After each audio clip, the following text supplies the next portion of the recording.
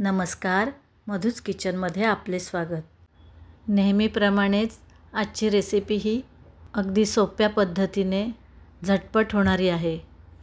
चविष्ट, पौष्टिक आणि शरीराला खूप फायदे देणारा असा हा शिंगाड्याच्या पिठाचा मी लाडू कसा करायचा ते दाखवते। हे बघा कसे खुसखुशीत लाडू झाले आहेत। तर इथे मी ड्रायफ्रूटचे काप करून घेतलेत।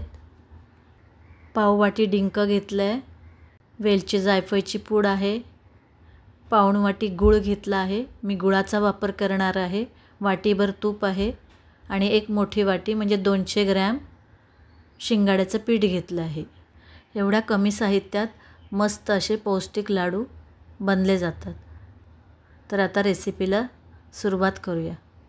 गॅस पेटवला आहे, पॅन गरम केला आहे, त्यामध्ये 3-4 चमचे तूप टाका। तूप आता पातळ झाले, गरम झाले, त्यामध्ये एक डिंकाचा दाणा टाकून बघते। छानपैकी फुलला। आता इथे पाव वाटी मी डिंक घेतला आहे, तो डिंक सगळा टाकून व्यवस्थित असा फुलवून घेते। हे बघा किती छान फुलला आहे बघा। डिंकाचा प्रत्येक दाणा फुलला पाहिजे। डिंकाचा एखादा दाणा कच्चा राहिला तर लाडू खाताना तो दाढेखाली आला तर दाढेला त्रास होणार। त्यामुळे डिंक फुलवताना व्यवस्थित पूर्णपणे फुलवून घ्या। मस्तपैकी डिंक फुलवून झालाय, ताटामध्ये काढून ठेवते। याच पॅनमध्ये 1 वाटी शिंगाड्याचं पीठ टाकते। याचे वजनी प्रमाण 200 ग्रॅम आहे। किराण्याच्या दुकानात किंवा डीमार्टमध्ये हे शिंगाड्याचं पीठ उत्तम प्रतीचं मिळतं। शिंगाड्याचं पीठ एकदम नाजूक असतं, भाजायला पटकन करपलं जातं। त्यामुळे मंद ते मध्यम आचेवर तुपाचा जरा जास्त वापर करून हे पीठ भाजून घ्या। हे बघा असं मस्तपैकी तांबूस कलर आला आहे आणि याचा सुगंध पण खूप छान दरवळतो। 10 ते 12 मिनटं खमंग असं भाजून घ्या। आता गॅस घालवला आहे, पण पॅन गरम आहे, त्यामुळे थोडंसं परतत राहा आणि नंतर हे थंड करायला ठेवा। पिठाचा कलर पण बघा किती सुरेख आला आहे। असं भाजून घ्यायचं। आता हे थोडा वेळ थंड करण्यासाठी ताटात काढून ठेवते। असं पसरून ठेवा म्हणजे लवकर थंड होते। पीठ पण थंड झालंय। डिंक हाताने जरासा चुरून घेते। डिंक चुरून झालाय, त्यामध्ये पाऊण वाटी गूळ टाकते। मी एकदम गूळ बारीक करून ठेवलाय। ढेपेचा गूळ घेतलाय, त्यामुळे एकदम नरम असतो तो आणि त्याचं असं पावडर छान होते। पिठामध्ये डिंक आणि गूळ व्यवस्थित मिक्स करून घेते। लाडवामध्ये गुळाचा वापर केल्यामुळे खूप लाडू पौष्टिक होतात।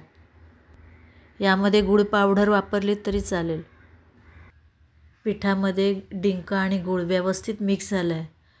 तर आता यामध्ये मी ड्रायफ्रूट्स टाकते, वेलची जायफळची पूड टाकते आणि हे सगळं पिठात व्यवस्थित मिक्स करते आणि यामध्ये उरलेलं तूप टाकते। संपूर्ण रेसिपीत मला 1 वाटी तूप लागलं। लाडवामध्ये गुळाचा वापर केल्यामुळे गुळामधील कॅल्शियम आणि लोह शरीराला भरपूर प्रमाणात मिळते। त्यामुळे लाडू बनवताना गुळाचा वापर करा। लाडवाचं मिश्रण तयार झालं आहे। आता लाडू पटापट वळून घेते। एका वेळेला 2-2 लाडू मी वळते। हे बघा लाडू फटाफट वळले जातात। तर उपवासासाठी असे हे शिंगाडा पिठाचे लाडू नक्की तयार करा। शिंगाड्यामध्ये अँटीऑक्सिडंट्स, व्हिटॅमिन आणि मिनरल भरपूर प्रमाणात आहे, त्यामुळे उपवास केले तरी पौष्टिक आहार घ्या। लाडवामध्ये डिंकाचा वापर केल्यामुळे शरीरामध्ये कॅल्शियम आणि व्हिटॅमिन डी भरपूर प्रमाणात मिळते। यामुळे हाडांच्या समस्या दूर होतात, कंबरदुखी होत नाही, सांधेदुखी होत नाही। महिलांनी तर हा लाडू नक्कीच खावा। हे बघा मस्त असे लाडू तयार झाले आहेत। आता सगळे लाडू बनवते। यामध्ये तुम्ही सुकं खोबरं, मखाणा, राजगिराचं पीठ थोडंसं तुपात भाजून वगैरे टाकू शकता, ते सुद्धा उपवासाला चालतं। डिस्क्रिप्शनमध्ये लाडवाच्या आणि उपवास रेसिपीच्या लिंक देते, नक्की बघा। छानसे असे मस्त खमंग लाडू तयार आहेत। या साहित्याच्या प्रमाणात माझे अर्धा किलो लाडू तयार झाले। आषाढी एकादशी येते, तर नक्की हे लाडू बनवा आणि आषाढी एकादशीच्या तुम्हा सर्वांना खूप खूप शुभेच्छा। तर व्हिडिओ आवडला असेल तर नक्की लाईक करा, शेअर करा आणि कमेंट द्यायला विसरू नका. लाडवाच्या छान छान रेसिपीज माझ्या चॅनलवर आहेत, त्या नक्की पहा. अशाच मधूच किचनच्या छान छान रेसिपीज पाहत राहा, करत राहा आणि खात राहा. रेसिपीचा व्हिडिओ संपूर्ण पाहिल्याबद्दल खूप खूप धन्यवाद.